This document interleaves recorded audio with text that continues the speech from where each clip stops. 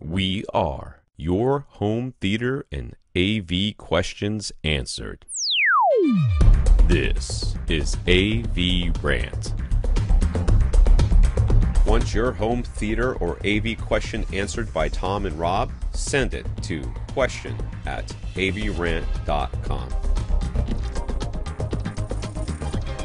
Welcome to another edition of AVRant. My name is Rob H. I am your host this week, and this is a special episode. So right now, our regular host, Tom Andry, is away, and today, instead of doing what we normally do on this podcast, which is answer a whole bunch of questions that are sent in to us by our lovely AVRant listeners, we're doing a bit of an interview special this week, although not exactly like other interviews we've done. It's something we've been promising to do for a while now, and that is to talk with our good friend and occasional co-host, especially as our pinch hitter, to come in and guest co-host and bail us out when one of us is away, usually Tom.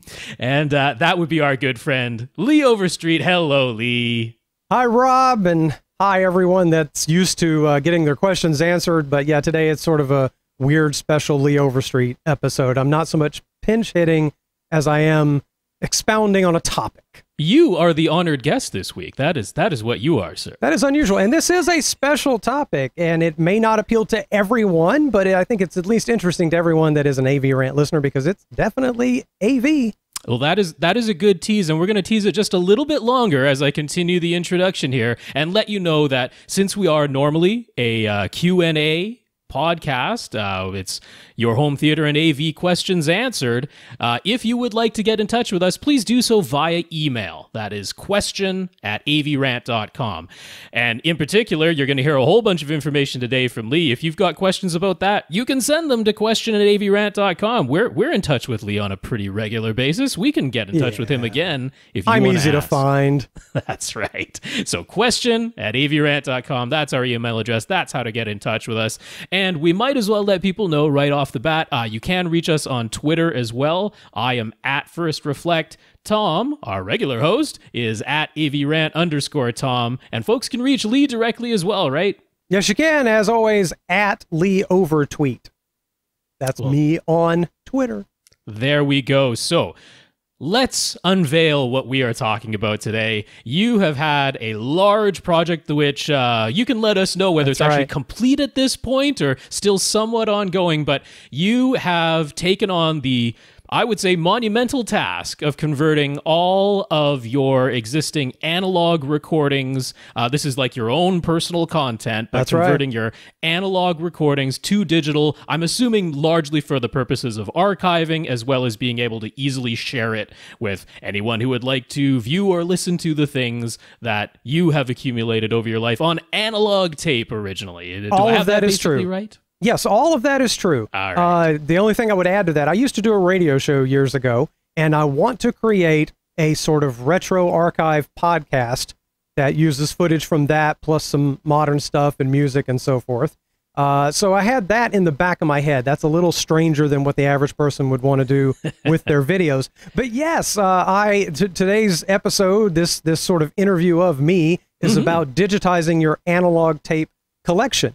Mostly, I think we're just going to focus on video, but we can talk about audio as well, because I did all that too. Oh, we're going to definitely talk about both audio and video, because both are important. I feel like anyone interested in AVRant probably has been interested in AV for a while, and if you're younger, you may have inherited some tapes from somebody. I inherited tapes as well as had my own tapes. I had a huge collection of analog tapes. So yeah, today we're kind of going back in time to VHS days, you know? Yes, indeed. Remember these things? I'm holding one up to the camera for the YouTube viewers. This one happens to have a recording of The Tonight Show from 1991. Why not? Off of television, I would assume. Off of television. You know, I was there. Right. I was on that show, too. So before we delve into some of the nitty-gritty, why don't you start us off with a little bit of background? What is it that you accumulated? Why the desire to convert it to digital? And why don't we start off with that? Sure. Well, as you said, it's definitely to archive. I don't want to lose all this. I want to be able to watch it myself. And I want to share it with my family. I want to share it with friends. I want to put it on YouTube. Not all of it. My goodness, that would be dull. But and again, this is inspired by the fact that I did have a radio show in the past. So I had 182 VHS audio only 6-hour tapes of my radio show. I had about 190 to 200 cassettes of a million different things. Some things related to the show. Some things were just recordings off the telephone. I used to record telephone conversations like I was Michael Cohen. I answering machine tapes I have. Right. Yeah, I'm going to make a few political references. Sorry. It's kind of funny. You got to admit, no matter which side of the aisle you're on, you know. And like back in the day when I was a kid, I had a tape recorder. I got it for my, let's see, how old was I? 6? I think I was 6 when I got a tape recorder for Christmas. And I used to do little man on the street interviews of my family and stuff like that. So I had some adorable 1970s tapes. You know, it was kind of fun. What else do I have? Okay, so that's like the audio side of things. I had some music, but no need to digitize music that's on analog tapes. You can download that or buy it again. Sure. And then I've got videotapes like so many people do. So, you know, like the videotape I just held up, I have VHS tapes of family stuff, lots of holidays, other events like that, things that I did. I've got VHS tapes. I've got 8mm tapes. I can hold up some of those too for the camera. VHS, Super VHS, VHS-C, 8mm, High 8, DV, and HDV. I have all those. All right. Well, that's a good perhaps moment for us to pause and get a little bit of technical information here and let people know what are the formats for, so everything that you're going to talk about today and the conversion process, what are the formats that this will apply to? Because there are going to be some formats that existed previous to the formats you're going to talk about where maybe this doesn't apply. So we need to know what we're talking about here. The concepts I'm talking about would apply to any analog tape. I don't care if you had the big 2-inch quad tapes from the 1960s. The concepts are the same. So what Rob is putting up on the YouTube video right now are comparisons of all the various videotapes, because even if you're into video heavily now and you have a fantastic OLED TV and you know all the nuances of Dolby Atmos, you may have forgotten what all these analog tapes were and you're not 100% sure what you're looking at in the closet in that cardboard box.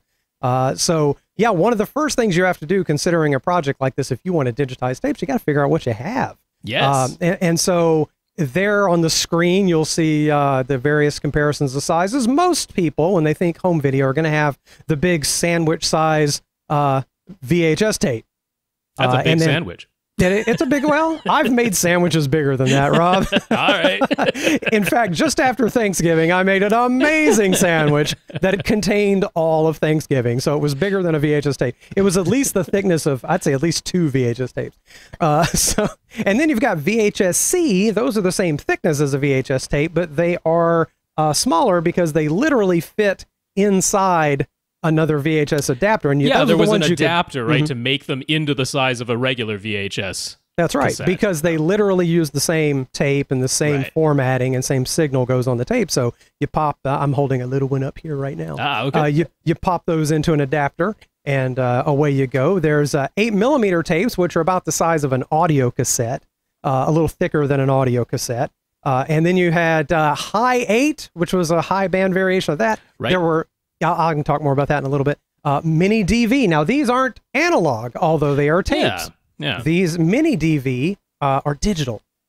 So they are a lot easier and not really what I'm focusing on today, because those are easier to get on. It's already digital. So you're not digitizing what's already digital.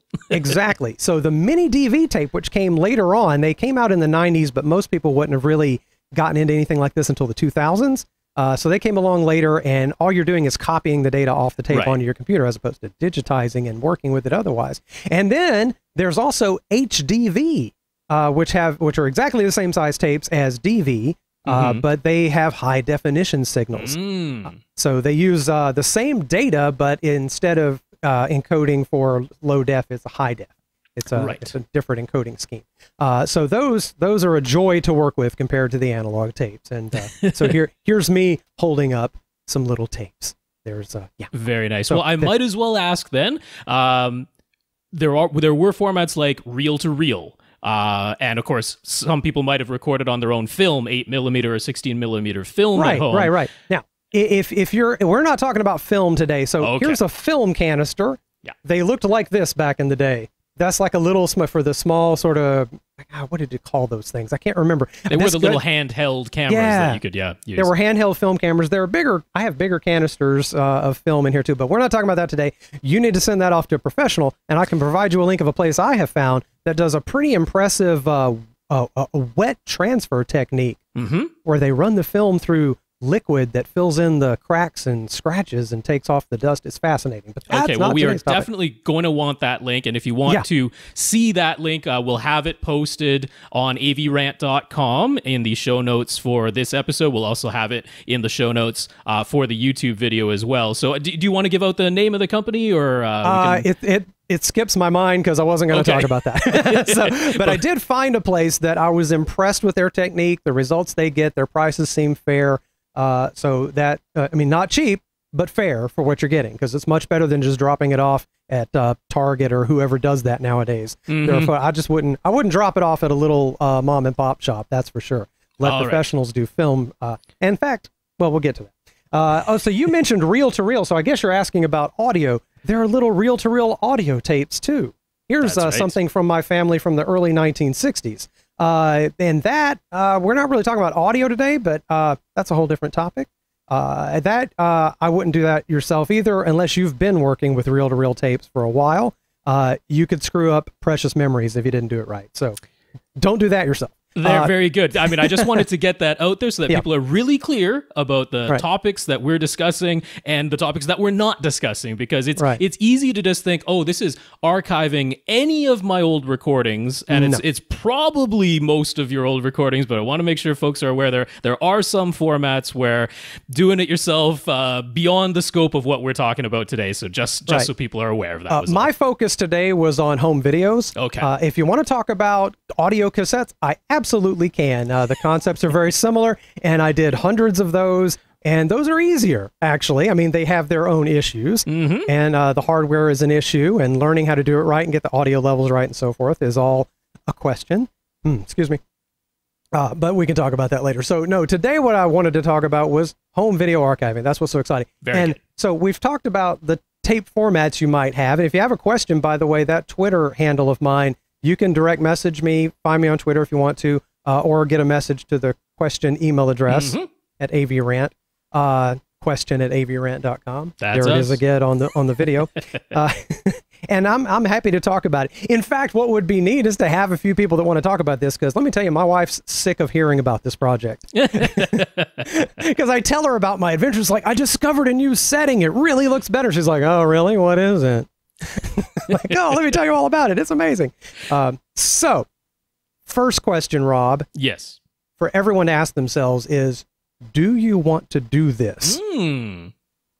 Do you want to do this? This is a serious question. This may sound like I'm being facetious, but there are two aspects to this question. One is the cost and effort. And the other one is, we'll call it the emotional side of it. Okay. The frustration and the nostalgia of it. Don't discount that effect on you and whether or not you actually want to embark on this project. So on the cost and that side of it and the effort, the first thing you have to ask is, how many tapes do I have? Sure. So you need to go find everything. The first thing you want to do before you even make this decision is go find everything. You probably have stuff in a closet. Most people don't have VHS tapes sitting prominently in their entertainment room like I do, which is a little weird, but I do. I have some. So go find everything and count them. And if you have a working VCR, it would be handy to watch some of them and see how much footage is on the tapes. That's the first question. And then I'm going to provide you a link to a website that I have loved a whole lot in this project. It's called digitalfaq.com. Okay. There are experts there, and I'll talk about them more later. And you can pay people there to do it, and you can learn a lot there. And that's been a nice website. It's also very complicated sometimes, but it's worth looking at. So go count everything, figure out what you have and decide. So in a nutshell, in my opinion, if you have, 8 or 10 home videos you kept from the 80s, sure, just send that off. Okay. Not worth the effort. Interesting that you're saying if you have fewer, it's probably easier to just let somebody else do it. And I'll explain why. It actually, because if you're going to do it right, and I assume anybody that's an AVRant fan wants to do this right, it costs a little money, especially for a good VCR. Gotcha. Now, if you don't care as much, I suppose there could be AVRant viewers, listeners who are really into their high-def video and their surround sound, and they just want to see what's on the tape and throw it out there, and they're not trying to get every last bit of detail and quality out of that. Sure. As much as that hurts my heart, I get it. I know there are people like that. So we can talk about that direction. But yeah, if you want to do this right and like really get the most out of it, there is some cost to it. So if you just have a handful of tapes, honest to goodness, find somebody good via that digitalfaq.com website. Okay. And send them off, I think. And so that's always the first question. And then just like we talked about formats a little while ago, you need to determine what you have format-wise. You probably have VHS. Virtually everyone does. VHS-C was very common for camcorders, so you may see the little adaptable type that pop into the adapter. Less common was 8mm, and even less common was high 8. And those, there's also an even less common, if you were really cool and your family had some money, you might have had a super VHS camcorder. Yes, that's right. That would have been. We had a super VHS deck. My parents had one of those. Of course you did. Yeah. I actually bought a super VHS deck in 1998, and I bought a high 8. That's the super version of 8mm. High 8 camcorder also in 1998.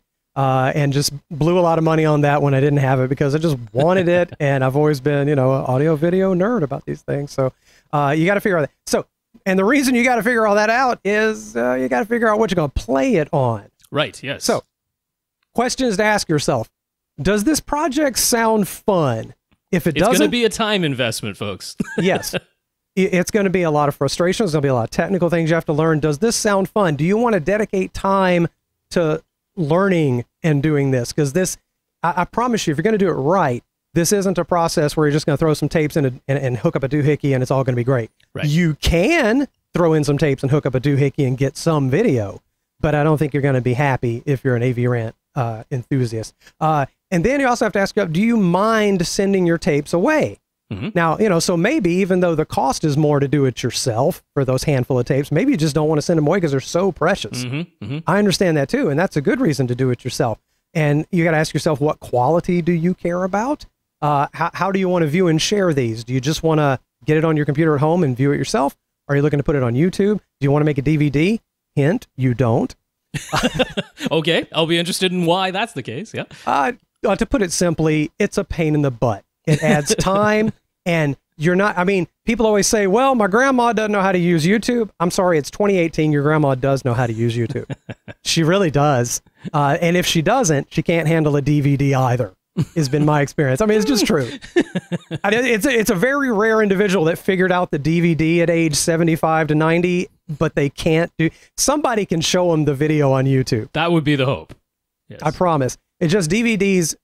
Because like for me, I started off thinking, okay, I had this plan. I was going to make a DVD of all the raw footage, and then I was going to process the footage and do other things to it. And I got about 25 tapes into the project with just the DV tapes, not even the analog tapes. And I was like, no, I'm done with that. That takes too much time. It's a whole other step. And also the other question to ask on that second part of this is, what are my emotions?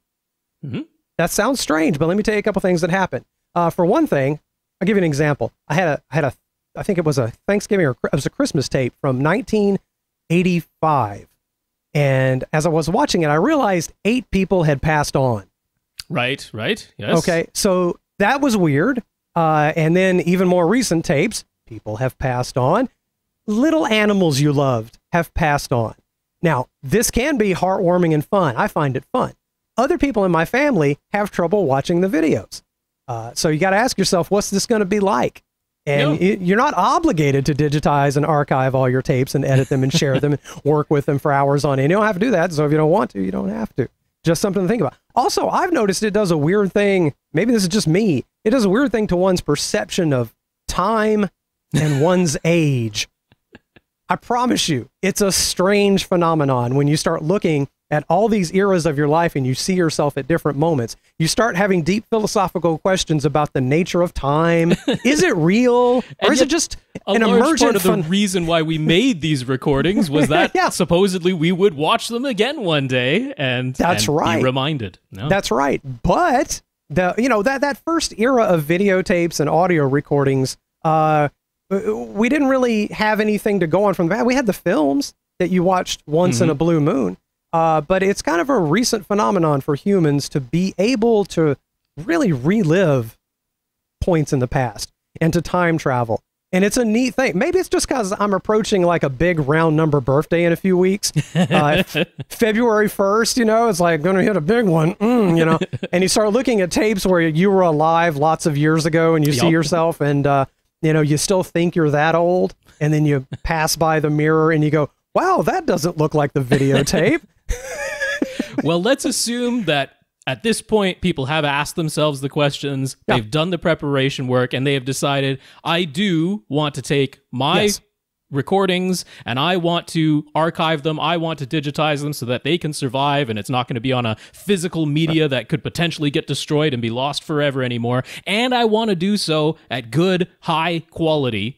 And you've listed some things in our notes that we're going through here on the technical side, but just before we get to that, I think it might be helpful to start with, you mentioned it, how are we going to initially play back these tapes? That is probably the starting point, because there's no way to digitize them if you can't play them back at all, right? Right, and the reason I put technical terms like a glossary at the beginning of this and not toward the end is because these are concepts that I discovered were important to know about. And it helps you understand how things work, and it helps you get better results, much better results in some cases. So if you want me to skip on past the tech terms for a while, you know how this goes. So yeah, let's by all means let's dig into those things that you're talking about. This is going to be some technical concepts, a little bit of a glossary with some technical details that Lee has discovered is important in this process. Right, I'll try to get through them pretty quick because I know this sounds weird. Take your time. This sounds like a backwards way to do it, because normally you'd put the glossary at the end, but I promise you, there's a reason I'm putting these at the beginning if somebody wants to go through this project. That sounds good. First of all, understand what SVideo is, the connector, and as it applies to tape. So back in the day, there were VHS, and in about 1987, they came out with Super VHS, where you could fit more detail on the tape. It was a different tape formulation, and it could contain higher frequency signals, which gives you, in analog world, more detail, at least in the black and white part of the signal. The color part of the signal on a VHS tape is lousy, and it never changed for Super VHS. It looks good for most content, but I promise you, the weird thing is the color only has about 40 lines of resolution. Okay. Like, it seems impossibly low, and you're like, how does it look good? It's all a weird thing about how your brain and eyes work and your TV works. So just to jump in a little and let people know what that SVideo connector was, because if you're looking on the back of like AV receivers today, they've omitted them, and you don't see them on modern TVs. You don't have that SVideo connection anymore. A lot of people will remember them. If you have an older AV receiver, it probably has just as many SVideo inputs as it does composite, the little yellow regular RCA yellow jack that we're all used to for video. Probably had SVideo as well. But what that was doing was in a composite video connection, all of the information is going through that one cable. You have one cable that's combining they call it chroma and luma. So your luma is your black and white signal, and your chroma is all of your color information. In SVideo, those two things were separated and essentially sent down two separate wires. It was bundled together in what looked like a single wire with a single connector, but it was basically two signal wires in there, one carrying just the luminance information, just the black and white, and the other carrying just the chroma information, just the color information. And that originated way back in that a lot of people still had black and white TVs, so the signal was separated into this black and white and color separately, the color in a sense being optional if you had a color TV, while having that luma signal made it still compatible with people who had only black and white TVs. So this is your SVideo connection, which had this round plug with a bunch of teeny tiny little pins in the middle of it. Right, it had 4 pins. Separating your luma and chroma. Little round plug with 4 pins, and even on a VHS tape that's not a Super VHS tape, the color and the black and white are still separate. They're recorded in separate signals, so keeping them separate looks good. That's why playing a VHS tape on a Super VHS VCR and outputting via SVideo actually looks better and gives you All better right. color. So, but we'll get to that. So the fact that you bring up the black and white TVs, one thing I had to learn about was I had to learn about old-fashioned NTSC signals and broadcast and the history of it. I found it interesting, but learning about it helped me figure out some things. So here's a little trivia question for you, and Rob knows everything, so he'll get this. We all know that moving images are made up of a bunch of still images taken at discrete moments in time. So we all know that, like film, for instance, generally, until some recently, is 24 still images every second. That's right. So do you know, Rob, how many still images are taken in good old-fashioned NTSC low-def television every second? How many still images per second? Well, if it was an actual interlaced camera, it was 60. But we normally refer to it as 30 full frames composed of 60 interlaced fields. Yes. But there were cameras that literally recorded 60 times per second, but they were only recording, you could consider it half of the entire image, each of those 60ths of a second, because it was all the even lines and then all the odd lines. That is like 99% right. Okay. What I've learned is that all broadcast video and all video you ever recorded on a home camcorder, and this includes any interlaced high def, is 60 still images per second, technically 59.94. That's right, yeah. And the reason it's 59.94 is so complicated that it makes my head hurt to even think about it. There was a whole thing about avoiding interference from electrical signals, which are at 60 hertz. There was some going way back to audio and making sure that was properly synchronized. Yeah, that's the reason it's 59.94 was because when they introduced color television, the color signal, the only way to overlay it with the black and white, it would interfere with the black and white signal, and you'd see interference patterns on a black and white TV if they didn't change the frame rate. And it's like super math complicated and signal complicated, and it's fascinating to read about, but we ain't talking about that today. Okay. I wouldn't mind, but that's okay. I know, but I'm telling you, it's really complicated, and there are videos on this you can learn about it. Yes. And I did read it. So old-fashioned broadcast television and the signals on your tape were 525 scan lines, of which 486 were set aside for picture, not 480. And that blew my mind, and that's something I had to learn because of the way my Matrox box can record 486i. Okay. And that's bizarre. And the reason it's 480 for most everything is because of computers. That's the closest divisible by 8. Yeah, we had our standard 640 by 480 resolution, right? Yes. And so 480 just cuts off 3 lines at the top and bottom. Okay. Which generally weren't showing you anything useful barely anyway. Noticeable, and a lot of times actually had a little bit of interference in some of those upper lines anyway. Right. On a analog tape, the very first few lines are black, and at the bottom you'll see what's called head switching noise. You'll see a bunch of jaggies at the bottom, and that's normal for all analog tapes, VHS and 8mm. It's a little less prominent in 8mm, but and a lot of people think they are having a problem with their tape because the very bottom of the signal is all jumping around. And that little jumping around part, if you want to get rid of it, you got to play some tricks. and that's tricks I learned, and that's generally for YouTube and sharing it. A little bit of cropping? There can be cropping or there can be masking. Yes, I crop for YouTube because it still looks fine, but again, we'll get to that. So just know that it's a super important concept to understand, especially when it comes to sharing these videos and making them look the most like you remember watching a VHS tape, to know that there are 60 separate pictures taken every second. So a lot of people will say, the frame rate is 29.97 or 30, but that frame is not one picture. It's 2 pictures. Yes, it's just interlaced pictures. Yes. Interlaced together. Right. Each picture that was taken in the old NTSC method, when it's taken on the camera and displayed on your TV, it only scans every other line. Right. And the reason is, back in like the 1930s, when they came up with the original system, they didn't have CRTs that could scan fast enough, that could do that many lines with that much detail per line, that they needed to make it look realistic.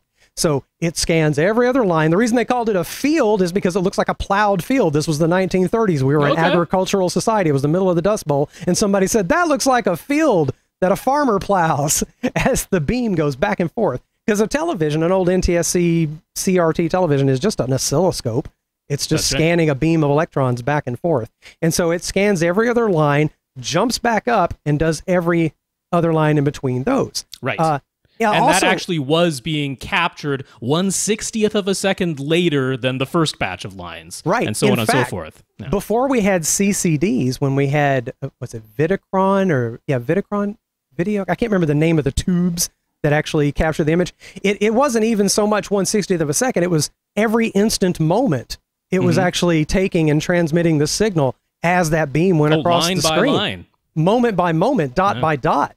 Because you were syncing up with an analog signal. There wasn't a picture being, so it's very strange. and that's why when you see those old videos, they have those smears. Yes, yeah. That weird distortion going in that image. It's a little bit like how nowadays on some cell phones you have the rolling shutter effect you've seen that makes like airplane propellers look all bent and strange.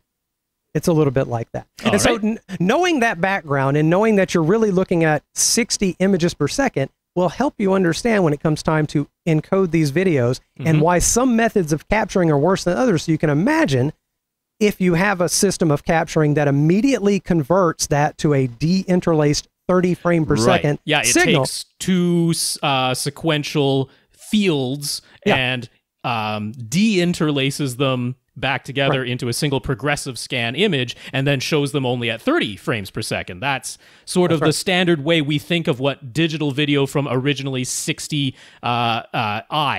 interlaced, we think of it as being shown as 30p. But it's not. But it's not, and that's not what's happening at all. On an old-fashioned CRT television, when that beam scans across for one field, the edges of that beam, if your TV is tuned correctly, from what I read, should just touch. Okay. So the edges of the glowing parts of that line being drawn should just touch. And so you shouldn't be seeing like a screen or a bunch of lines if it's tuned correctly and working correctly. They should lay up right next to each other. And so you're really seeing 262 and a half scan lines every 60th of a second. Okay. So that, again, I can't stress this enough that any method that takes your NTSC home video and turns it into 30 frames per second digital is losing half of your image. Okay. And AVRant listeners now know more than about 90% of everyone doing this. Just that one concept alone. Right. And it will explain why later I'll talk about uploading as a 60 frame per second YouTube video and why that looks so much better. Okay, so another little concept to know about is something called a time-based corrector. And these scan lines, as they're scanned across and recorded, they don't always time out perfectly, right? Any amount of interference or even in jiggles, in physical jiggles on a camcorder can delay by just a zillionth when those signals are laid down on a tape. And a time-based corrector is a device or circuitry that finds the beginning of each line and lines them up just right. Wow. Okay. So if you've ever watched a videotape, and what's funny to me is when people want to simulate an old video, they take a current, nice, steady, perfect high def video, and they make it wave back and forth so that any vertical line will look a little bit wavy. A little bit wavy, and they put the little scrolling, like, sort of darkened bar that scans from the top to the bottom, because people remember that too. Or the little rainbow effect when it started up. I now know why that happens. It's a lack of a flying erase head, but anyway, it's not important. But a time-based corrector can make an old, wavy, yucky-looking analog video look a lot more steady and correct and more professional. A time-based corrector can be a separate device, or it can be built into, there are different varieties, built into a VCR that's really fancy. Okay. So again, I'll talk about what VCRs to get But this isn't necessarily something that could be done just in software. No. There is no way to do this in software. I thought about that. I looked all day long. No, you can't do it in software. This is a thing that has to happen because I'm going to tell you this, all capture devices, all devices are going to bring this video into your computer. They're all stupid. They are. There's not a smart one that knows how to correct the signal. Whatever you give it, that's the digital video you're getting. And now you got to fix it in software as best you can. So the idea is, you want to get this signal right before it goes into your computer. Right. And so just know that a time-based corrector is a thing, and it can be built into fancier VCRs. That's why I'm going to recommend fancier VCRs. Okay. Okay. There's also something called super blacks and super whites, which sounds like the coolest comic book in the world, but it's not. It's the signal on a tape. When you digitize that signal, 8-bit video gives you 256 levels of possible brightness. Yes, values between 0 and 255. That's right, 0 and 255. Apparently, what I have learned is that in NTSC video, the acceptable values for broadcast and for any professional signal is between 16 and 235. That's right. Yes, there was below black information, all the values 0 through 15 inclusive, and then black starts at 16. And then there is above white information, all the values from 236 through 255 inclusive, with white being designated at 235. That's right. And I promise there's a reason I'm telling you about this. And this does get kind of technical and fancy, but I'm telling you, every consumer product, every consumer VCR, video camera, 8mm, VHS, whatever it is, except for the digital ones, all analog consumer products boosted video levels outside of that range to create more apparent brightness, greater contrast. It just became the regular practice. And typically, televisions correct for that okay. Most TVs, because of the way, especially the way CRT TVs work, they would sort of compress that back to normal. It would see it as out of range and compress it. It would show it to you, okay? It would make it look, it would really pop.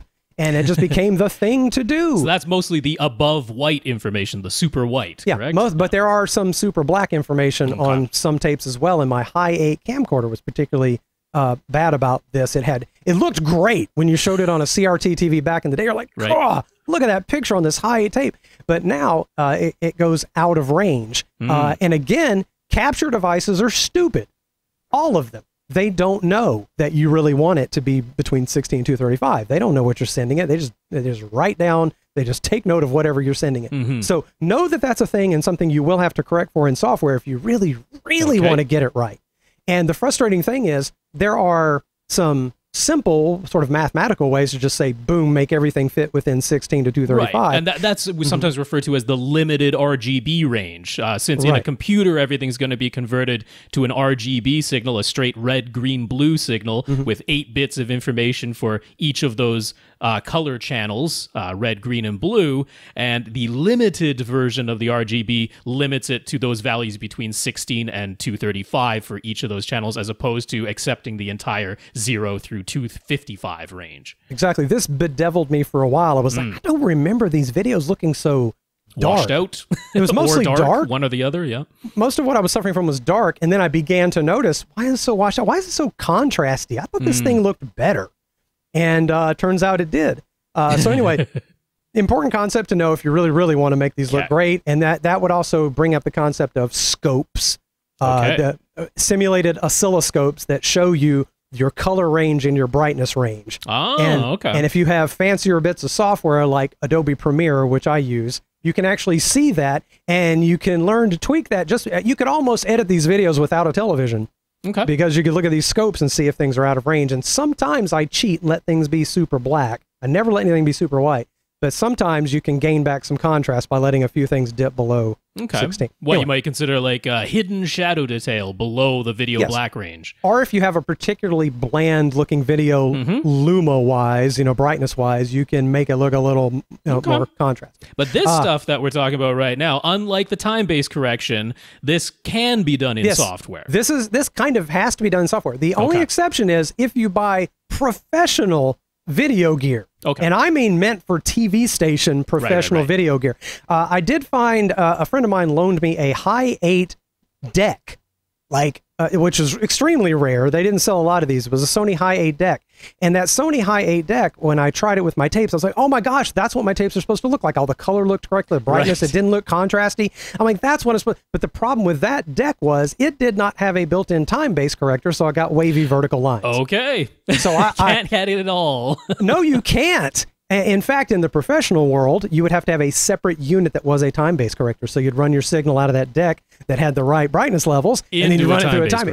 And you can still buy those on the used market. If you want to get nuts about this, you can totally do that.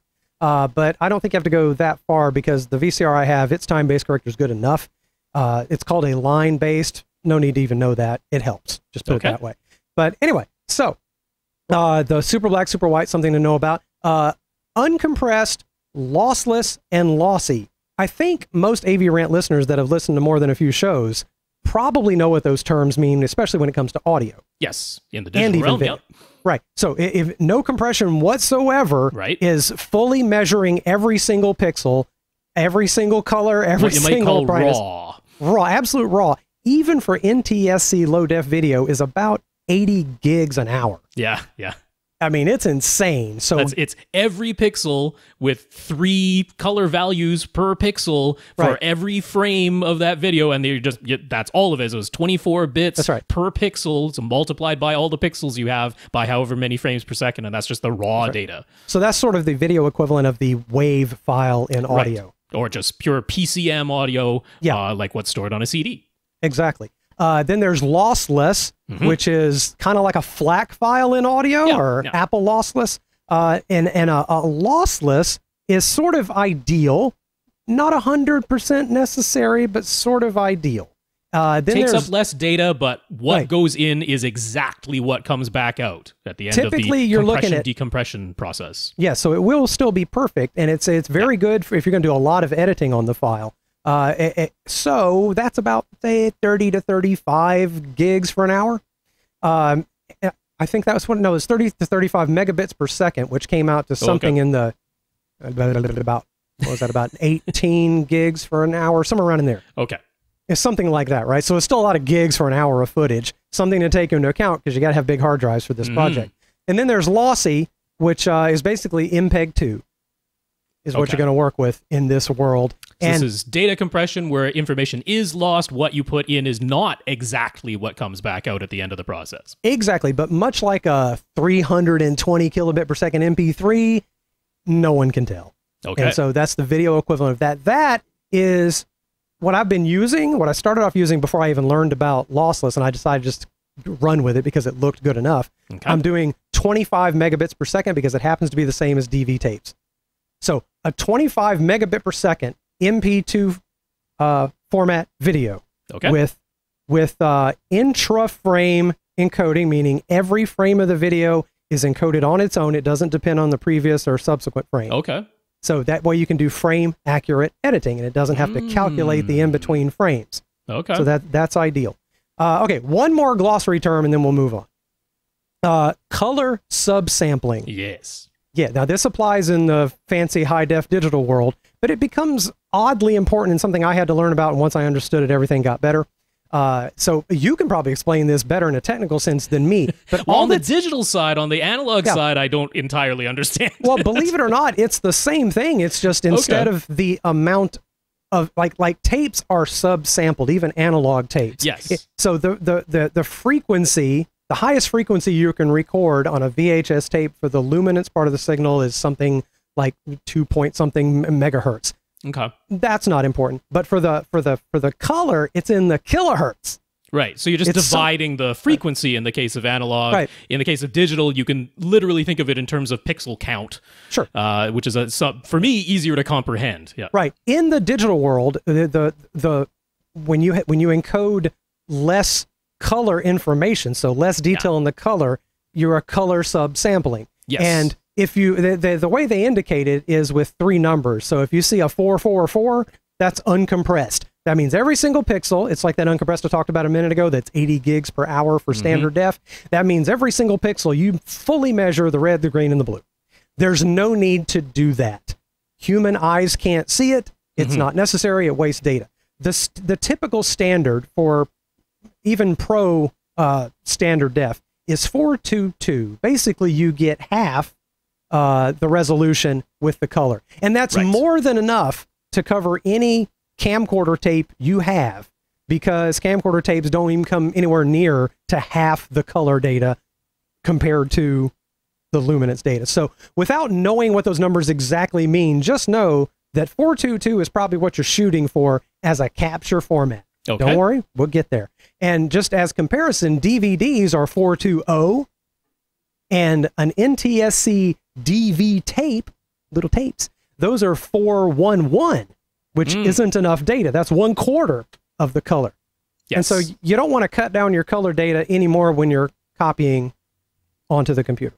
So on the digital side, just to help people out a little bit, we talked about how you have this RGB signal. That's what your computer understands. But in video, we do a translation because, as Lee mentioned, our eyes care more about the black and white information than they do about the color information. So on the digital side, when we're talking about chroma subsampling, you can think of it as the black and white signal, just the luminance part of it. That's almost always encoded as the full information, all the information. That's the 4 at the beginning.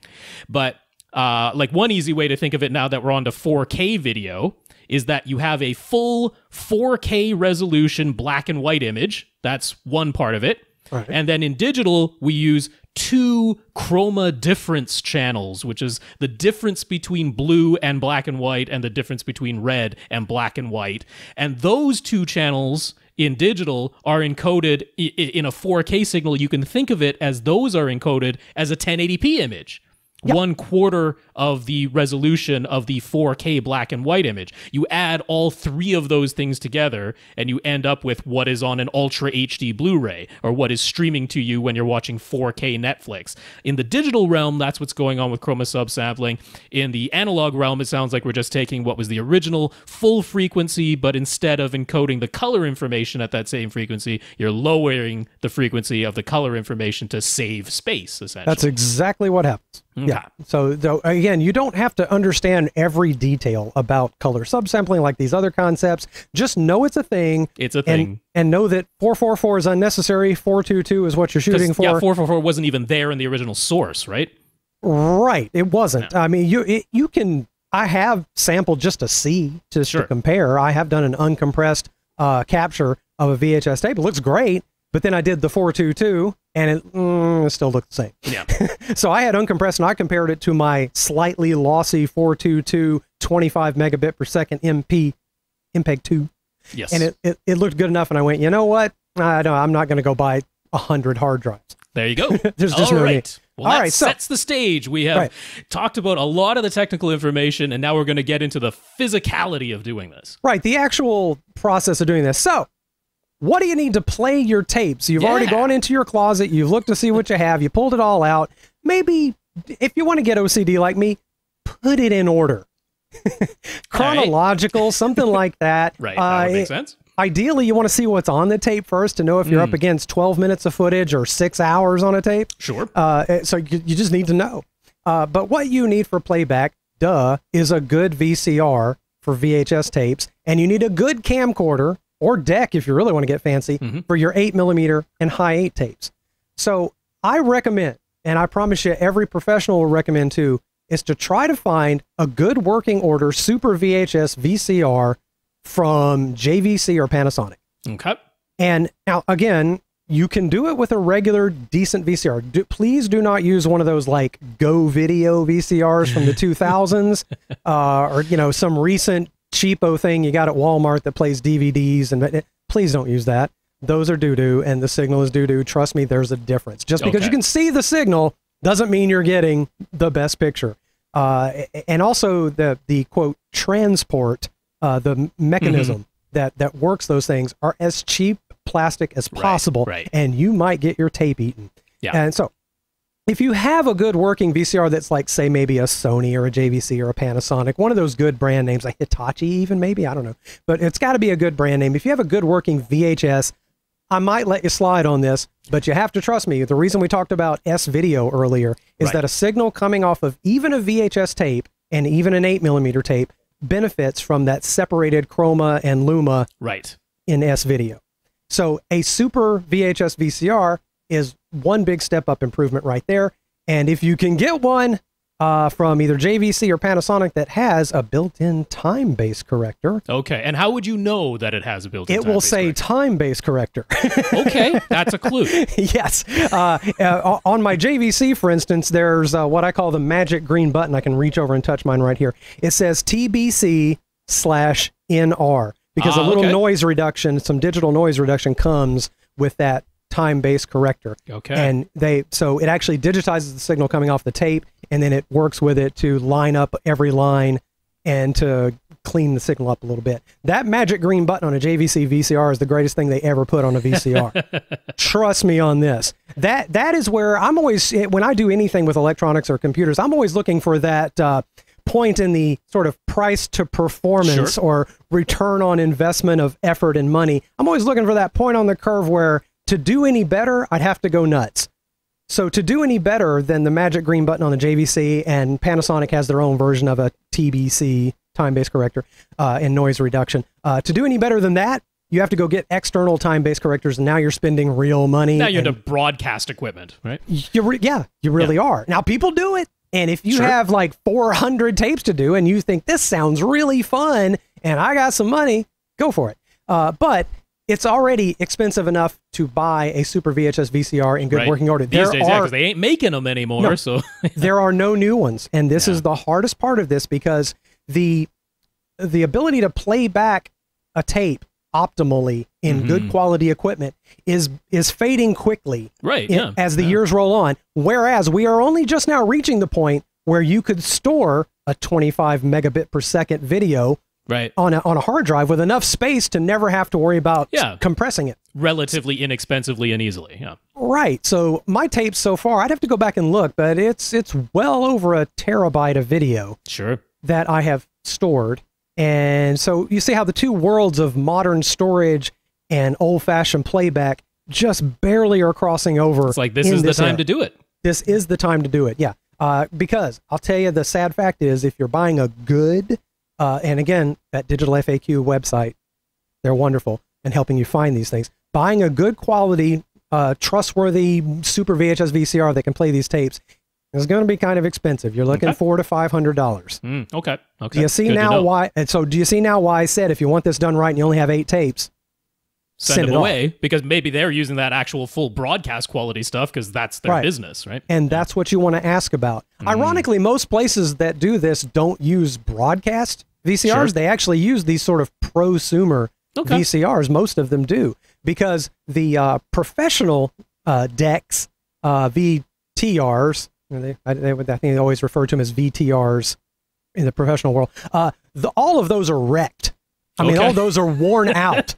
Like, you can find them on eBay and places like that, but I'm telling you what, the heads are all worn down. They need refurbishment. Now, again, if you're nuts about it and you want to buy one of those and send it to somebody, get it refurbed, but you're probably into something well over $1,000 to do that by the time you get it fixed up. So your best bet right now, if you can throw $400 or $500 at this, is a Super VHS VCR with a time-based corrector. Okay. There you go. But again, if you don't have too many tapes and you're like, Lee, you sound insane, I just want to see what's on the tape, I get it. Then just get a good Sony, JVC, Panasonic that's in good working order. And that could work for VHS-C as well, as long as you have the adapter for the VHS-C smaller physical cassette into the full-sized VHS-sized cassette. That's just a physical adapter.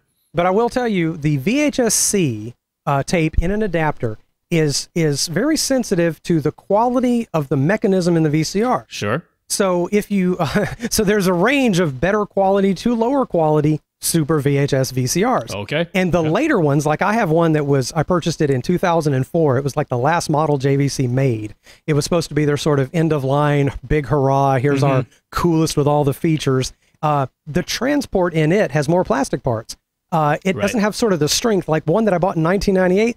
That son of a gun will play a peanut butter sandwich if you shove it in there. It's amazing. And so I actually had to go get my other one from 1998 out of the living room and put it in here in my office to sample my VHS-C tapes.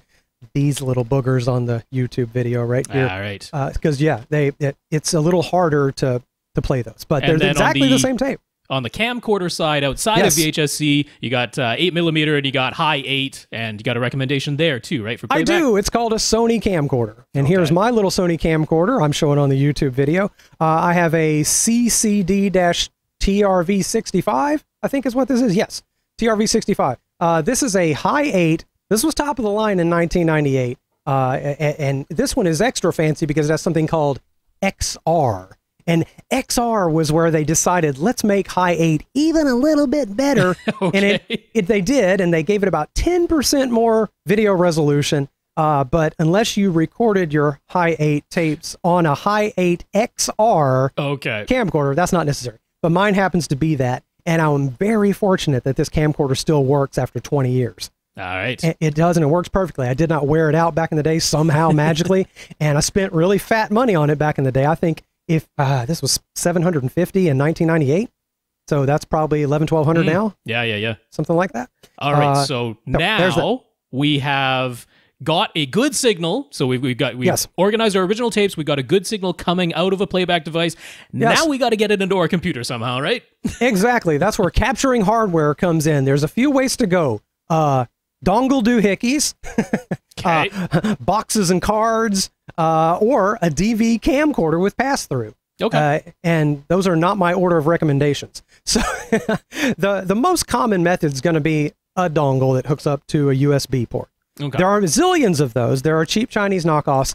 I've decided to pseudo-recommend, I haven't used this, but I've read people having good luck with it, the Diamond VC500, about a $35 item on Amazon. Note how funny it is that your playback device might be $500, but your capture device is $35. Okay. It is just taking an analog signal coming out of the player and digitizing it into a USB connection, right? This is what it's doing? It's just a measurement device. Okay. And so it's turning it into that signal. Now, the reason I say the Diamond VC500 is because I have seen people who have had luck in using certain software to get that 422 color subsampling interlaced signal out of this thing and record it as a interlaced 60 interlaced images per second. 422. Okay. So I know it's possible with that device from what I've read. I haven't used it myself, so I can't fully vouch for it. But that's one way to go. It's cheap. While we can clearly see the yellow video input on there, it does have a black input, and that is the SVideo connection, correct? Yeah, it's just off frame in the YouTube video. For some reason, it's cropped, and yeah, trust me, that has SVideo. Okay. So that doohickey is probably best for most people. Now, what I really recommend, if you're already throwing $400 or $500 at a VCR or at a working high 8 camcorder or something like that, then maybe throw a little more at a dedicated device.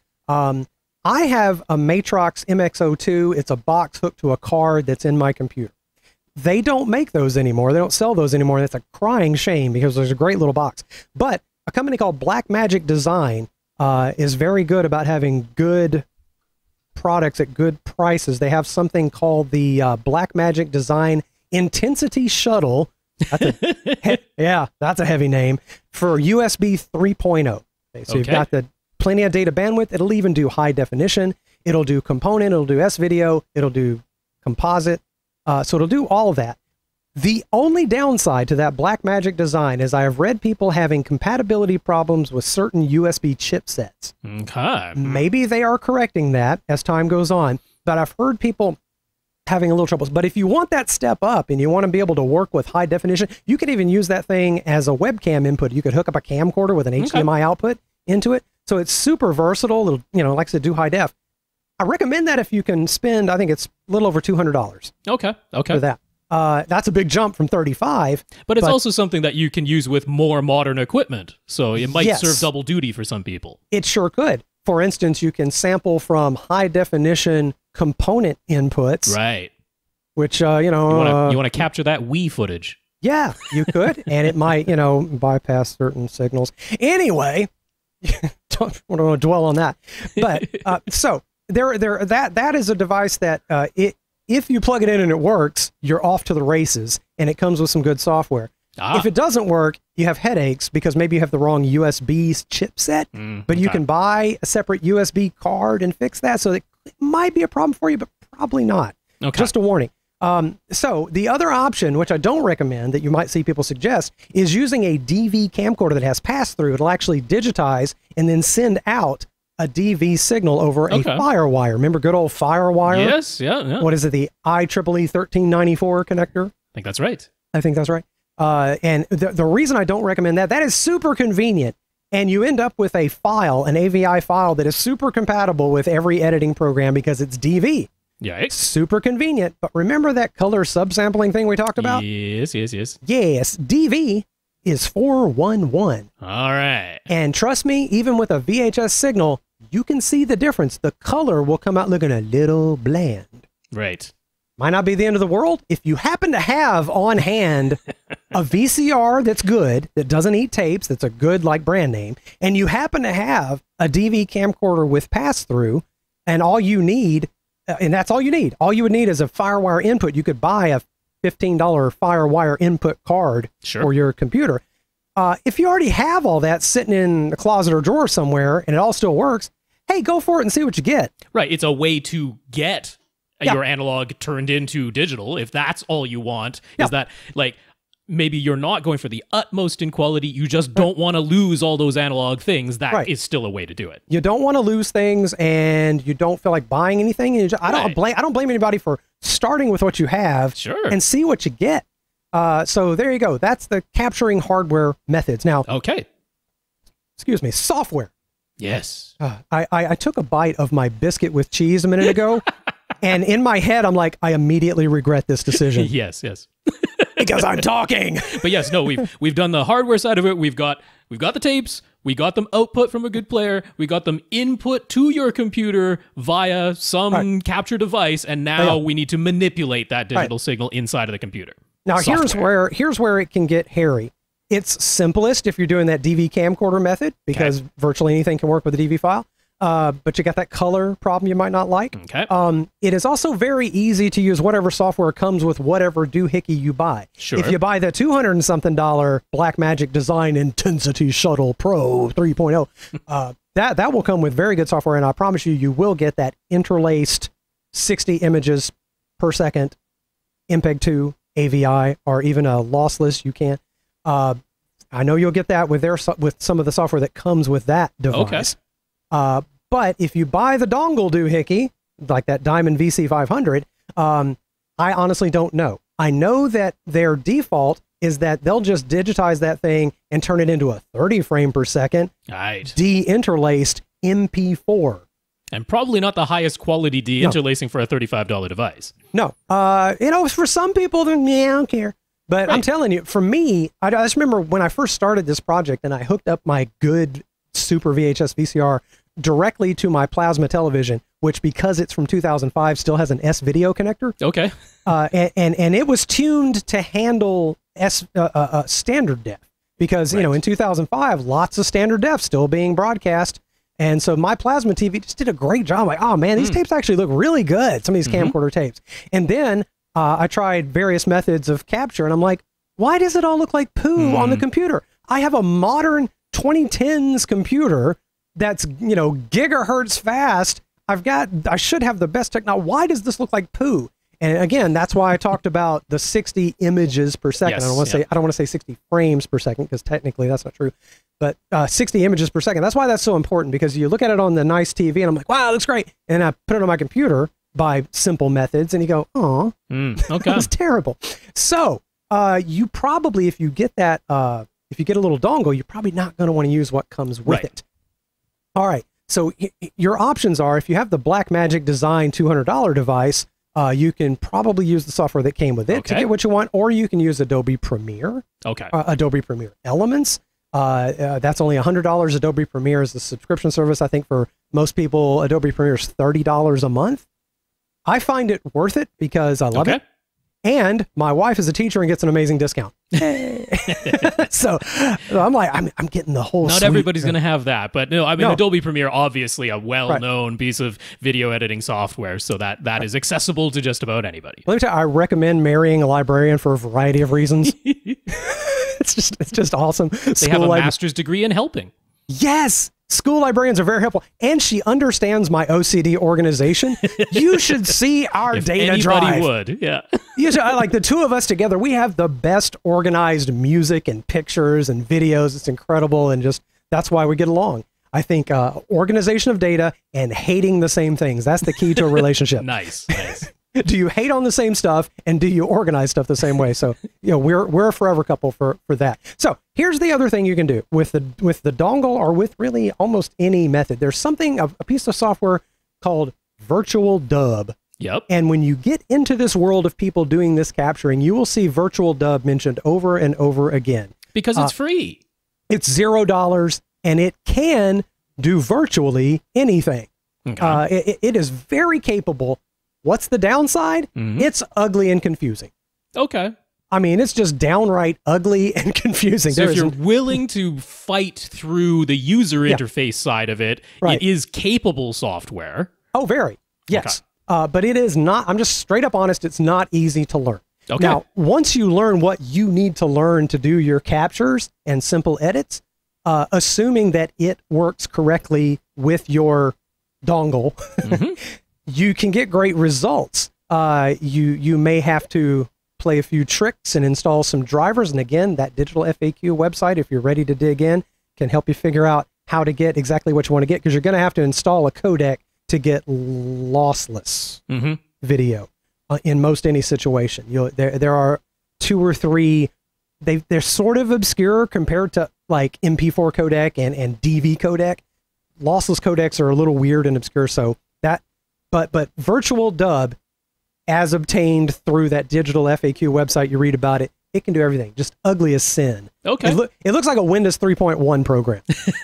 So, I mean, on the AVRant side, where we're always looking to recommend what we feel is like the best combination of performance and price, and, you know, that's the value that we're going for when we're going for the utmost in quality, when that is what you want to do. It sounds to me like just ponying up for that Blackmagic design device, although it is a couple $100, you're getting the best hardware for capturing the signal, and it comes with software, so you're not paying additionally for more software, and that, you know, saves you some time and some frustration. And that sounds like even though it costs the most in dollar amount, it's like the value choice still makes sense to me. For a typical AVRant listener who doesn't mind spending a few dollars on quality, my advice is careful, slow purchase of a Super VHS VCR, probably from JVC or Panasonic. I've read that Panasonic does a little better with tapes recorded in EP. JVC gets a little picky about tapes like that, or tapes recorded on some other VCRs, I think. So, but I've had amazing luck with my JVC VCRs, and I like to brag I have multiple JVC VCRs. But so if you're willing to buy the Super VHS VCR in that $400 or $500 range, if you're willing to get the Blackmagic design box in the $200 range, and you have good luck with the USB chipset, I know that can be a problem. And then maybe I might even tell people to go that extra mile, if this is something that's super fun for you, to either subscribe to the full-on professional Adobe. But the easiest is Adobe Elements. Okay, Premiere Elements, Adobe Premiere Elements. The only thing it lacks is scopes. Okay. That I think you kind of need if you want to get your picture perfect. Okay. All right, so I can't vouch for Premiere Elements because I haven't used it. The only thing I can vouch for... full-fat Premiere. Right, I've used full-fat subscription Premiere, and it's kind of hard, but once you get it, you can do anything. I mean, I've turned video, I've really improved some videos. So there's no easy way to say do this one thing. And that's why I wouldn't blame people for throwing $35 at that Diamond VC500 again, dongle. if it's just a matter of, I just want the content, I just want to be able to hear and see what I recorded, but it doesn't have to be the very best quality, then this can be done for a lot less. But if I'm being honest, quality-wise, you might get indiscernible quality differences between the dongle and the Blackmagic design if you figure out how to use virtual dub, figure out how to get the codecs on there correctly, make sure you're getting that interlace 422 file. If you get all that figured out, I bet you can't tell the quality difference. So really what you're getting with the Blackmagic design is more features, and you're getting more convenience and probably better software that comes with it. You might be able to avoid virtual dub's annoyances. Okay. And especially if you just go straight into Premiere, like I do. I skip all other, I just capture directly into Premiere. Because I put drivers into Premiere that can understand my box, and everything works nice. So, well, let's say people agree with you. They've gone for the good hardware. They've gone for the good software. Now, what are they doing in that software? Yeah, well, that's where you start to have some fun. So that's where you're asking yourself, what is it I'm trying to accomplish with this thing? If all you want to do is just simply archive it, and you just want to be able to view it later, you've got little else to do. So you probably don't need Adobe Premiere full fat. You kind of hit play and record, and I just want these things on here. I don't care if there's some fuzz at the beginning and some nonsense at the end. Okay, so that probably you don't need the full fat everything. So you need to decide what you're trying to accomplish here. For me, the most fun is I capture it, I clean it up. I fix those super blacks and super whites. Okay. I fix my color saturation. I have a few different methods for that in Premiere I've learned, and I get it looking just like I want. And then I can up convert it, and I can share it on YouTube, and that's super fun. Okay. So for me, getting it just right makes me need Premiere. Other people I just want to see it. Yep. And maybe I want to put it on YouTube. So the that virtual dub program, if you're going the cheap route, can get it on there. And then if you just want to encode it as is with warts and all and just throw it on YouTube for the family, Handbrake is another free program. Yes, it is. Yeah. And so people that rip discs and encode them use Handbrake. And it's a little like virtual dub. It's ugly. Takes a minute to figure out. It's a little better. It's kind of cute. It's got I don't mind Handbrake too much. I don't mind it too much. It's got some batch features, but you will have to be careful. I finally figured out how to encode with Handbrake and get that beautiful 60 frames per second that you need to make it look like the original tape looked. So it does take a while to figure out. You got to do a constant frame rate, 59.94. Yeah, but the nice thing about Handbrake is just batch processing. If all your captured files look great to you, then you can just do that. You queue them up and let it work itself overnight. Right. But I'm telling you, those super blacks and super whites get really annoying to fix in virtual dub. They can be done. There are filters in virtual dub that can compress that down to that 16 to 235 and fix that. It can do it. But using filters in virtual dub is just ugly and annoying. All right. And then Handbrake, so that's why I just opt for the more expensive way. But you can do it. So Handbrake is a program that you can download for free, and if you're comfortable with it, you're kind of done at that point. If you just want to get that, but you do have to learn some YouTube quirks, which we'll talk about in just a minute. There are free editing packages out there that you can download $0 that look a lot like Adobe Premiere, and that can allow you to do. The reason you would want an editing program and not just simply capture and encode is I want to put titles on there and help people understand what's going on. Or I've do even transitions, right? Or cool edit. I mean, edit the video, take some stuff out, and move let me stuff around. around. Let me tell you something about editing and why I think it's very much worth it. Remember that emotional side of it? Yes, yeah. I edited out an X from a couple of videos. It was wonderful. That was so great. Like a family cookout and like she gone. Oh, wow. That's so much fun. But mostly I was just like, boop, boop, zoom, going. I was just grinning the whole time. But the most important reason is probably your family and especially your friends don't want to watch every moment of these home videos. Right, yeah. Because, I mean, a lot of times, there's, of course, who hasn't, accidentally hit the record button when you didn't really mean to at some point on some recording? Oh, yeah. I actually have more than one video, and I went ahead and captured it and kept it because it was funny, of just walking along with the camcorder in a bag. Yep. Or pointed at the dashboard. That's a good one. Or pointed at the ground. Or the ground, yeah. There's a few at the ground. There's a couple of good ones where it's just dashboard and conversations, but the conversation was interesting. There you go. So I kept it anyway. But yeah, like a lot of people, if you're anything like my family, my grandmother got a camcorder in 1989. And back then it just seemed so expensive and special. Nobody thought to just carry it to the mall, which would be super interesting now. Yeah, right? That's right. Nobody pulled the camcorder out to record cooking dinner, which would be super interesting now. Or just going over mundane things just to see how things have changed. Oh, I can't tell you how interesting it is to see a video of my grandmother's bathroom. Like that sounds crazy, but there's a little bit of time travel. Like, I remember that picture in the bathroom. So yeah, you're going to want to cut out things like everybody put a camcorder on a tripod at Christmas and recorded the 5-year-old opening presents. Of course, yeah. It's exhausting. Yeah. not that interesting. You can move maybe just a couple of seconds of that is enough. Yeah, I've teased my aunt and uncle incessantly about giving my cousin every gift in the world at Christmas and recording every moment of it. So when you have an hour-and-a-half long video, you don't want to share that. So you want to cut out and find the funny parts and the interesting parts and package into like a 10, 12-minute video. All right. I've done 25-minute videos, but that's before we get into the final couple of parts, which is the actual playing back of this. Now that you've done all of this stuff and sharing it online, what about the audio side? Because we've talked about the complications of the video side. To me, I wouldn't expect the audio side to be as complicated as all that, but there probably are a few pitfalls, right? Right. Well, generally, the capture devices that capture video have their own audio input. Right. And I don't think, I believe that the Blackmagic design is the same as my Matrox box, in that you can't adjust the audio input. You would have to do that with like a mixer externally, but I don't need to.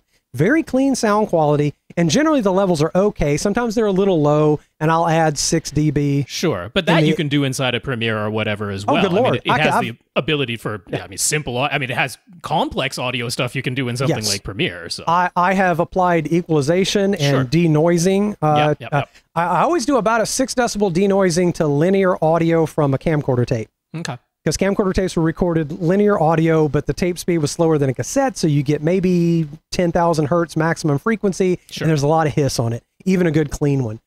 So I've done some denoising on that. Yeah, you can do all kinds of amazing things. You don't have the same, you're not dealing with the time coding errors, the chroma subsampling, frame rate adjustment. That isn't on the audio side. Well, you can tell by the fact that I haven't really talked about the audio along with this. You can tell by that fact that it is not that difficult. Okay. In my box, just kind of does it. I get a WAV file separate if I want it, or it's contained within the AVI. Right. And it's 48,000 hertz sampling, just like a DVD would be. Yes. Yeah, so that or a DV tape has 48,000 hertz sampling. Generally, it's taken care of for you. There may be some of these dongles and some software packages where it creates a separate audio input device on your computer. And for that separate audio input device, you would select it as your input, and you would adjust the levels to make sure it wasn't peaking up at 0 dB. Yeah. Always leave a buffer. So a little bit of cleaning up, but not nearly as complicated as the video side. Worst case scenario, you have to do that, but generally these things take care of themselves, and the worst case, you just have quiet audio. Okay. So you might want to, that's why an editing package is so nice. There's probably a way in Virtual Dub to boost and clean up the audio. I'm sure there is. Again, is my review of Virtual Dub. Like, if I didn't want to spend the money on anything else, I just couldn't spend the money, I would work with Virtual Dub, and you can do amazing things. But so at the end of all of this, what have you output? What is the file that is now on your computer, your completed video of having backed up one of your tapes? Your captured file that hopefully is correctly MPEG-2 or lossless. It is interlaced. It is 422 color subsampling. That usually, at least in the Windows world, is an AVI file. Okay. A .avi, and it's probably 25 megabits per second. If it's lossless, it's probably 35 megabits per second. So you're probably getting 11 gigs for an hour if it's like 25 megabits per second, more if it's more.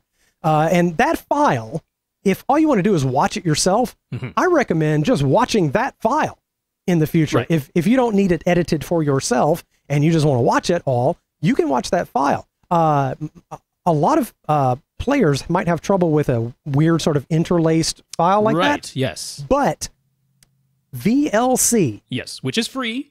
VLC is free, so I'm telling you about all the free stuff too. I want to make sure people don't think that this has to cost zillions of dollars.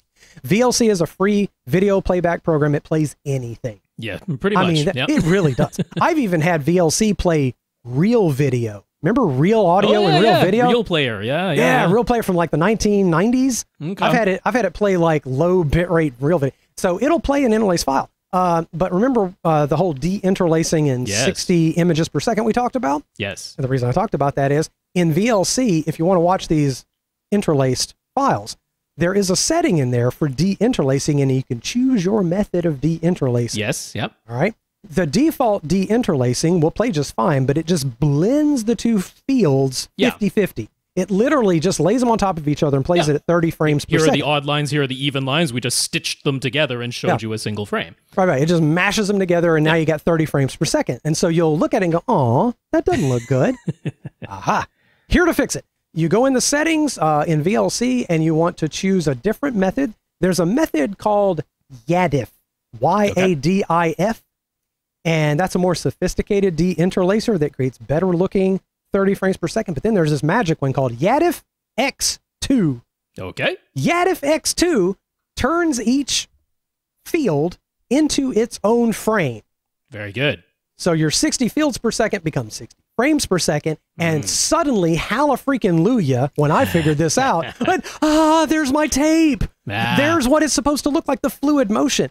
Because if you literally lose half the detail if you just kill off one of your fields. And you know what's crazy? Premiere, the biggest video editing program there is. I think maybe Final Cut Pro is bigger. Well, sure, yeah. Okay. But one of the biggest, that's why they call it Premiere. It's the Premiere program for doing this. That stupid program, as professional as it is, if you just tell it to output a deinterlaced file, it just throws away one field, converts one of the fields to a full frame, and so now you get 30 frames per second with literally half the resolution. So you want to make sure you're outputting it from Premiere as an interlaced file. Right. Now, Premiere is a different beast, and I can... No, you don't. No. Okay. Your capture will be interlaced, but if you're editing and outputting for YouTube or anything else, there's a different method for that. So just like in VLC, there's a setting for deinterlacing for live viewing. Like you're just, it's deinterlacing as it shows it to you. So it's just a playback setting. Yeah. That YADIF 2X or X2, that's what you want in VLC, and then suddenly all your interlaced files look amazing. So that's how you just view it at home, I think. Right. Why go through... I just want to be clear here. Going back to the AVI that you're actually playing back, right? It's 60i or it's 60p or what is coming out of Premiere? Okay, before Premiere, your captured file is 60i. Yes. Okay. After Premiere, it can still be 60i, depending on what you're going to do with it. If you were to make a DVD, it still has to be 60i. Right, and you can play that in VLC, as we've been saying, and have it look good. Yeah, that'll be great. It probably wouldn't play that file because now that file would be compressed for a DVD and unnecessary. But what I output from Premiere and what I finally figured out from Premiere is I take my Premiere, I take my interlaced files, I put them in a timeline, I do my editing. Yes. Then, this is tricky, and again, if you're into Premiere, you can talk to me directly about this, and I'll tell you how I figured this out. Then I take that timeline, sequence it's called, and I nest that into a 1080p 60 timeline. Okay. And Premiere, even though Premiere, if you just output it deinterlaced, if you say, take my 60i file and output a deinterlaced SD 480p, it ruins it. It throws away one of the fields. It throws away all of it. That's what I was saying. How are we getting the file that VLC is playing where you're using this YADIF deinterlacing if what you're outputting from Premiere is actually nested inside of a 60p signal? Okay, maybe I've been a little confusing. I'm talking about using VLC to view your original captured files. Ah, the originally captured files. Gotcha. Okay. So that's what I do. If I just want to watch my own home videos and I don't mind them being an hour long, I watch my original captured files because nothing's... So that's the unedited, not altered yet. That's what came in off of your capture device. Yeah, so that's that's a simple... That way you don't have to encode all of them for viewing for yourself, and then you have even more hard drive taken up. So I just leave all my captured files as is, and I just keep them forever. Okay. All right. So I keep them forever, and I generally view them like that.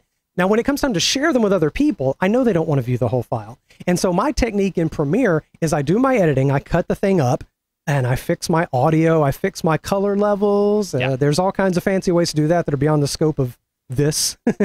But then I once I get it like I want it, then I nest that sequence, is the terminology in Premiere, into a 1080p 60 sequence. Okay. And Premiere, for some reason, is smart enough there to convert every field into a frame. Every single individual interlaced field becomes its own individual frame. That's right. At what it thinks is now 60p. Yes. And so what it does, it takes, let's see, what would it be, it's half resolution every 60th of a second. Right. But what's so neat about that technique, and the YADIF X2 method in VLC does the same thing, is that now it's showing it to you almost exactly like an old CRT used to. Okay. So you're seeing 60 things, 60 images per second, each one essentially filling the screen. It's not quite the same on a CRT because, there's that persistence of the phosphors. Yeah. Whereas it's literally just showing it to you for the whole 60th of a second on a computer. But it's extremely similar, and that was my hallelujah moment when I figured out how to both view it in VLC and then what I'm shooting to get out of Premiere to send to YouTube. And so the reason I do 1080p 60, it feels silly because the resolution of a VHS tape is really 240 at best horizontally, 240 lines, and it's not sort of like pixels, and 480i. Yep. Which is 240. Well, 486i, as you said. Yes, technically 46i, but all the captures you're going to do are 480. Okay. You're not going to capture at 486 unless you do buy one of these used Matrox MX02 box. Matrox had a 486 uncompressed capture, and it was insane. There was no need for it whatsoever. And it made me mad. I'm like, what's 486? It doesn't match anything. And it was really hard to figure that out.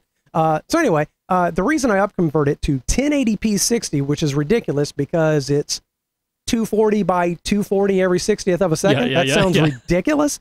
The reason is because of bitrate on YouTube. Okay. All right. So I blow it up to 1080p, 60 frames per second. It converts every field to a frame. And then I zoom in on it a little bit to crop off that yuck at the bottom. Okay. Remember we talked about on analog tapes, both high 8 millimeter and VHS, Super VHS, there's that nonsense at the bottom that looks like jagged lines, like something wrong. That's the head switching noise as the heads spin around.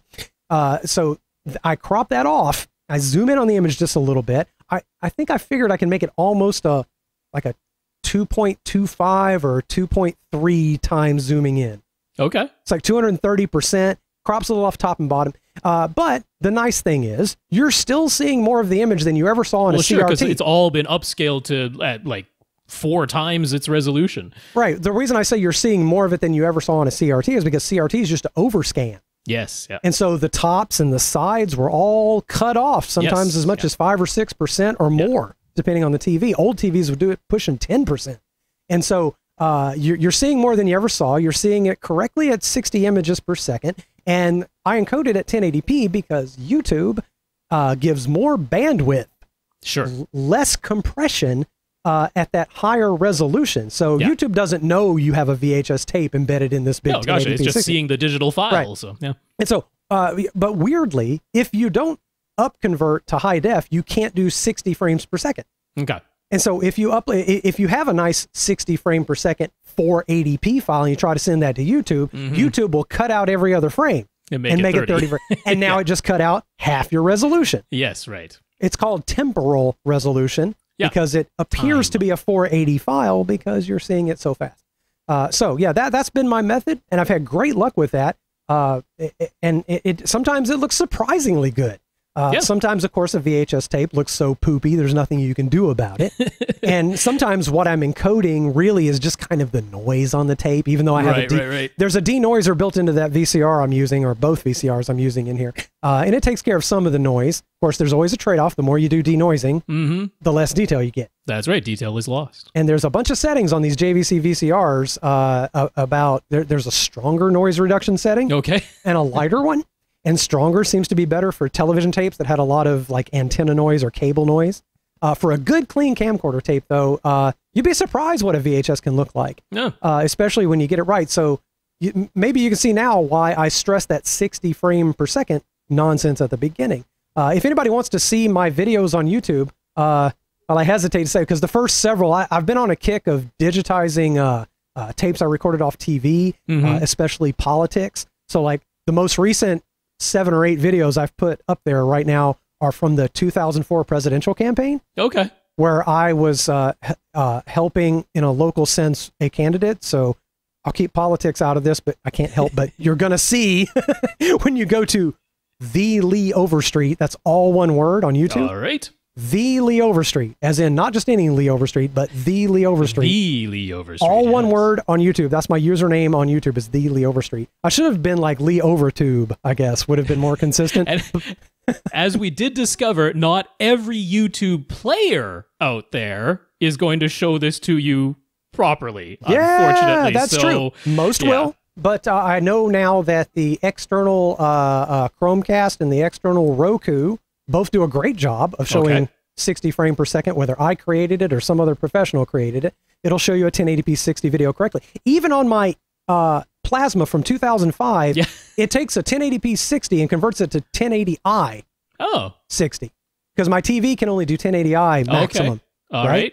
Still looks fantastic. You still get 60 images per second. That's on a Chromecast or a Roku. Chromecast or a Roku. But as you and I, Rob, discovered, and we talked about on a previous podcast, the LG OLED. Yes, which would be the WebOS version of YouTube. Yes, at least on the B7. Was it the B7 that was the cheapest one I got earlier this year? For some reason, its app would not show me my 60p videos in 60p. Yeah, it will if they had been encoded in VP9.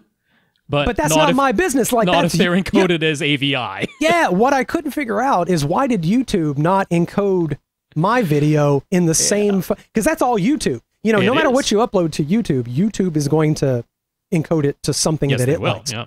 And so I couldn't figure that out. So yes, beware, there are some players out there. But I figure I had to come to terms with the fact that people who know what they're doing or have very good equipment will just automatically see my 1080p, or even if you watch it at 720p, as long as you're seeing the 60 frames per second, you're going to see my home videos looking pretty darn good, or as good as you can when it's VHS or 8mm high 8. But some people are just going to watch it on a phone. They're not even going to turn their phone sideways. They're going to see the 30 frame per second for 360p or something. You just have to come to terms with that. You can't help everybody figure it out. No, that is beyond your control what somebody else does. One last thing on the playback tip, of course, convenience-wise, I love the idea of having a Plex server at home. Yeah. And that way you can easily distribute. I mean, you can watch it remotely as well on your device if you have a decent upload speed from home. That's where it gets hairy. Yes. A Plex server will not recognize these interlaced files. There you go. So the original capture ones that you were talking about, the ones that are 1080i, Plex is not going to do those exactly the way like VLC would with the good deinterlacing. That's where you are going to have to encode. The simplest, of course, would be that handbrake. You can batch encode all the videos you got off your tape. Well, you could keep the same 1080p signal that you're uploading to YouTube. That would work in Plex as well. That would work too. So if you generate a 1080p file for YouTube, it's a little excessive for what you need at home. But you're throwing it around your own network, so who cares? And you got it anyway. I've been using, just because I tend to like to overdo it, because whatever you send to YouTube is all YouTube ever has to work with. So I give it like a really high bit rate that isn't completely necessary. I give it like an 18 megabit per second. Just to make sure it encodes every little bit of noise on the tape as well as the picture. But the nice thing is it does come out looking as close to my experience. Remember my experience of hooking the Super VHS VCR up to the plasma? Yes. And how good it looked. And it comes the closest. So I overdo it when I'm uploading to YouTube. So if it was for your own viewing pleasure, you could use Handbrake, as we talked about before, and just encode your interlaced captured videos to a 60p. 480p 60 would be sufficient. Okay. It would actually look great, and you could use something more like an 8 or 10 megabit per second. It would look fantastic. Right. And that's still turning each of those interlaced fields into its own individual frame.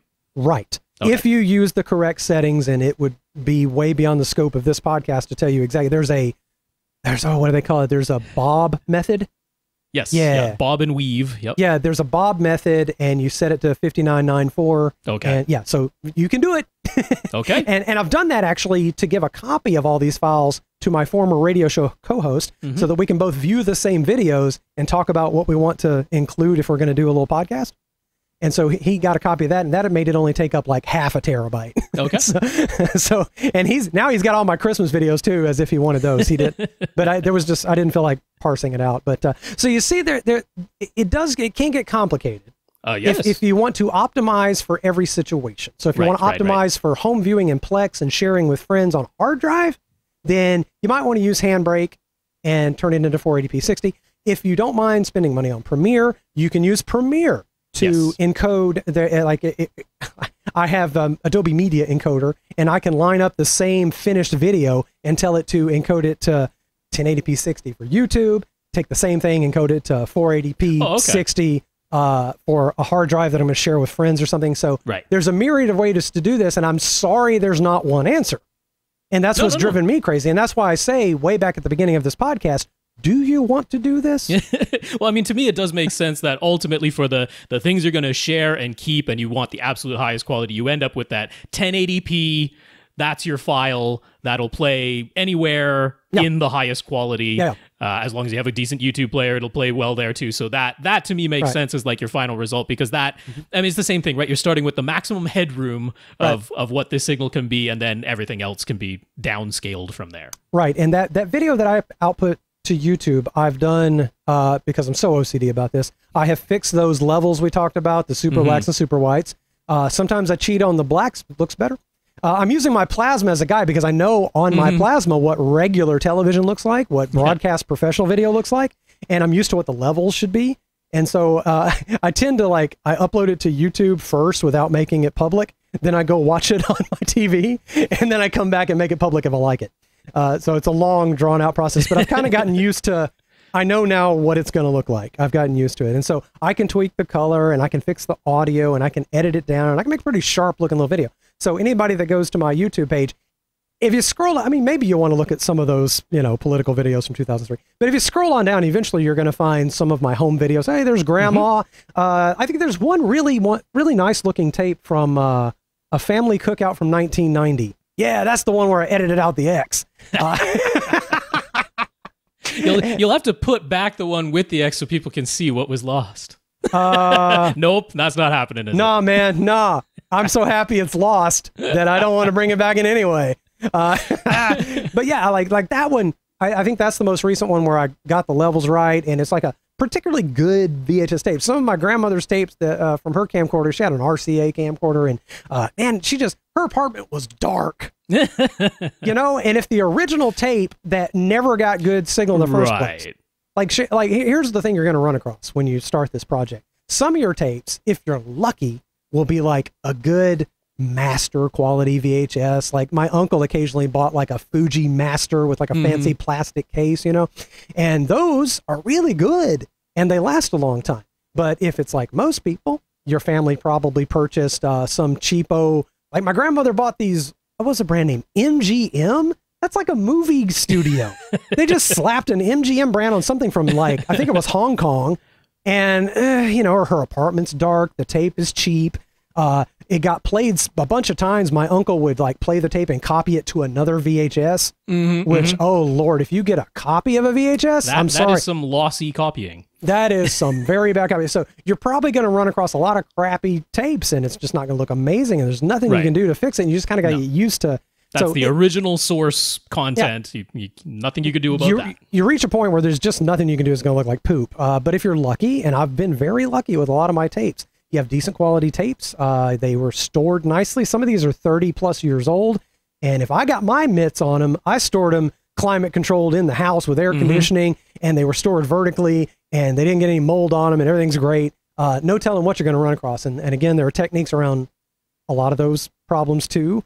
But beyond the scope of this podcast, but good luck to you if you decide to try this. And anybody that wants to contact me, again, at Lee Overstreet, or you could send me a message via my YouTube account, the Lee Overstreet.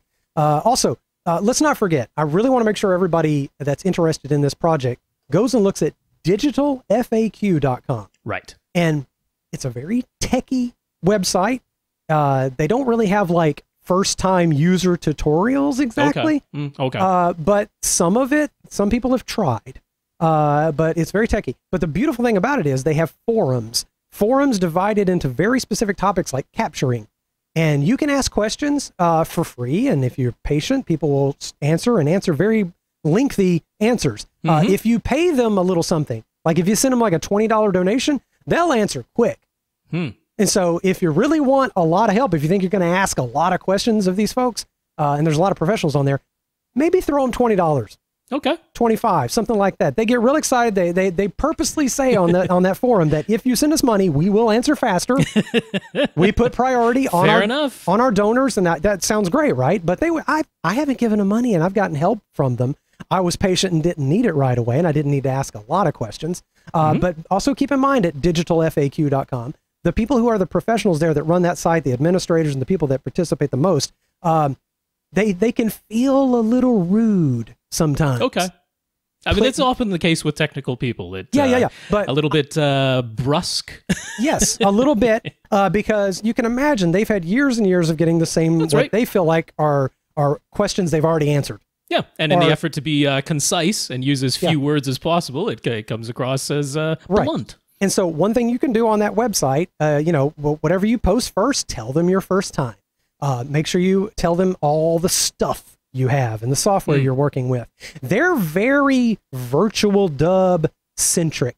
Okay. Right? Okay. So they really want to talk about that, but they're happy to talk about VCRs and other software. They'll talk a little bit about Premiere, but not much. There's other formats, other forums for Premiere. Right. They're not really, so they're very much into the hardware at Digital FAQ and virtual dub and these very techie ways of doing it, but they can be very super helpful. Just be patient with them because they might answer a question in a way that feels like they're being mean and they're not. Well, here at AVRant, I think we have covered this particular topic in a way that you're not going to find that coverage all over the place. No. This is a little bit niche, but it's something that I know for a fact a lot of people are interested in because a lot of people do have their old VHS tapes and they don't want those to just disappear and be gone forever. Right. And if you've made it to the end of this, by all means, feel free to ask me a question. Well, there you go. You can also send your questions to question@avrant.com, our email address, and we'll forward stuff to Lee if that's the way that you get in touch with us. So no worries there. And I hope that this was enough of a intro without wearing people out to all the concepts and things you'd end up thinking about if you want to do this as a project. Probably a lot of people might have listened to this because it was slightly interesting and went, I'm just going to send my tapes off. Which is also perfectly valuable information to have come to that conclusion now that you know. Go with whatever they recommend at that Digital FAQ forum. And speaking of support and that, we're not charging anybody for this, and we don't require anybody to pay us money to answer quickly. We try to answer the questions that come in. We just do first in, first out. That's our system. There's no prioritizing here at AVRant. But if you would like to support us financially, if you found information like this useful, if you find our regular show useful, where we're just answering questions every single week, mostly about home theater, this is related, but we've gone very specific into this topic. It's something that Lee knows a lot about, and we've wanted to cover for a long time now. But if you'd like to support us, you can do so. You can come to our website, which is avrant.com. And over on the right-hand side, there's a support the podcast button over there. That'll just take you to PayPal. You don't have to have a PayPal account. You can use one if you do, but you don't have to. You can just use a credit card. But we're also on Patreon. If you'd like to sign up, that's an automatic monthly donation. The site there is patreon.com/AVRant podcast.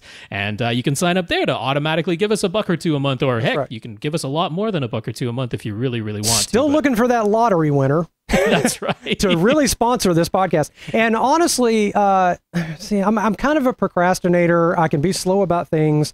So I apologize ahead of time if I'm slow answering any question. But you know what? I mean, if you've got just a couple few tapes, you could talk me into digitizing your tapes. Maybe. Oh, well, there we go. And so we could work out something.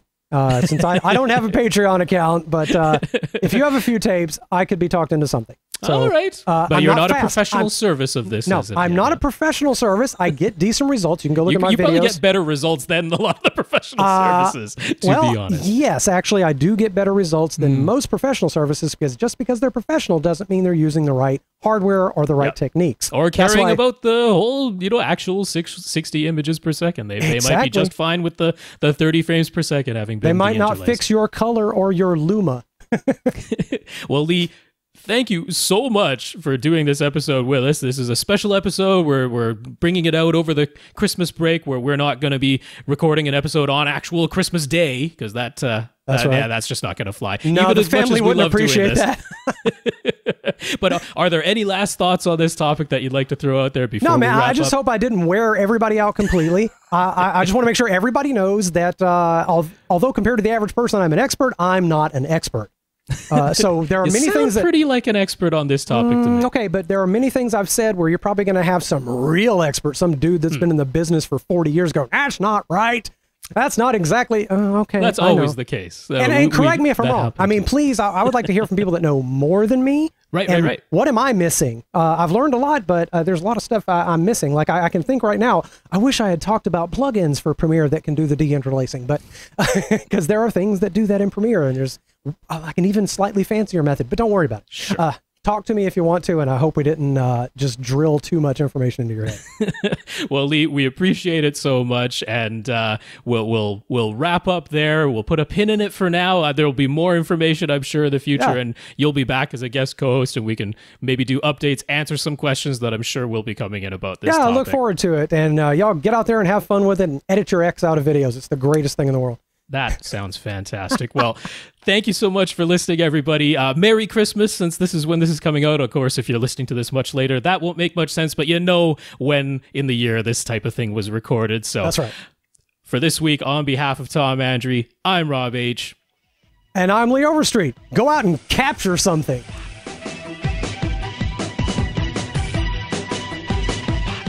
Want your question answered? Send it to question@avrant.com.